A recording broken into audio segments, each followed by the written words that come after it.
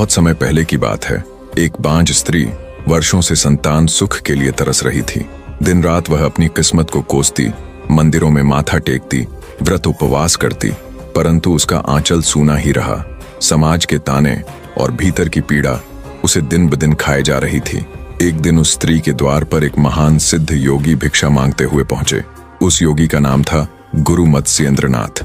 मत्स्येंद्रनाथ को हठयोग, कुंडलिनी जागरण और तांत्रिक साधना का प्रवर्तक माना जाता है। उन्होंने स्त्री की आंखों में उदासी देखी और पूछा, माँ, तू इतनी व्यथित क्यों है? स्त्री ने दुखी स्वर में कहा, गुरुदेव, मेरे जीवन में एक ही अभाव है, संतान का। मैं माँ नहीं बन सकी। यही पीड़ा मुझे भीतर से खाए जा रही है। गुरु मत्स्येंद्रनाथ ने एक मुट्ठी राख अपने कमंडल से निकाली और उस स्त्री को भभूत सौंपते हुए कहा, यह कोई साधारण भभूत नहीं है। इसे पूरी श्रद्धा से ग्रहण करना, तुम्हारी मनोकामना जरूर पूरी होगी। इतना कहकर गुरुदेव चले गए। इस तरफ स्त्री ने भभूत तो ले ली, परंतु वह गुरु की सिद्धियों से अनजान थी। उसे विश्वास नहीं था कि कोई राख जैसी चीज उसे संतान दे सकती है। संदेहवश उसने वह भभूत घर के पास, जहां गोबर फेंका जाता था, उसी गड्ढे में डाल दी। समय बीतता गया। लगभग 12 वर्ष बाद वही गुरु मत्स्येंद्रनाथ उस गांव में फिर से आए। उन्होंने उस स्त्री का घर पुनः खोजा और सीधे उसके द्वार पर पहुंचे। स्त्री उन्हें देखकर चकित रह गई। गुरु ने मुस्कुराते हुए पूछा, माँ, अब तो तेरा पुत्र 12 वर्ष का हो गया होगा।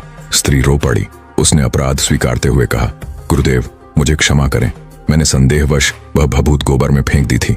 गुरु मत्स्येंद्रनाथ शांत भाव से बोले, चलो उस स्थान पर मुझे ले चलो जहां तुमने भभूत फेंकी थी। वहां जाकर देखा तो एक गाय गोबर से भरे गड्ढे के ऊपर खड़ी थी और अपना दूध वहां झलका रही थी। यह दृश्य असामान्य था। गुरु ने मुस्कुराते हुए उसी गड्ढे की ओर देखकर पुकारा, बेटा, बाहर आओ। जैसे चमत्कार हुआ। गोबर से भरे उस गड्ढे से एक तेजस्वी दिव्य प्रकाश से घिरा हुआ 12 वर्ष का सुंदर बालक बाहर निकला। उसके चेहरे पर अद्भुत तेज था और वह सीधा आकर गुरु मत्स्येंद्रनाथ के सामने हाथ जोड़कर खड़ा हो गया। गुरु ने मुस्कुराते हुए उसे आशीर्वाद दिया और कहा, तू ही मेरा शिष्य बनेगा। यह बालक कोई और नहीं बल्कि गुरु गोरखनाथ थे। उनका जन्म गोबर के स्थान से हुआ था, इसीलिए उन्हें भगवान गोरखनाथ कहा गया। निष्कर्ष, चमत्कार वहीं जन्म लेते हैं जहां उम्मीदें मर चुकी हों।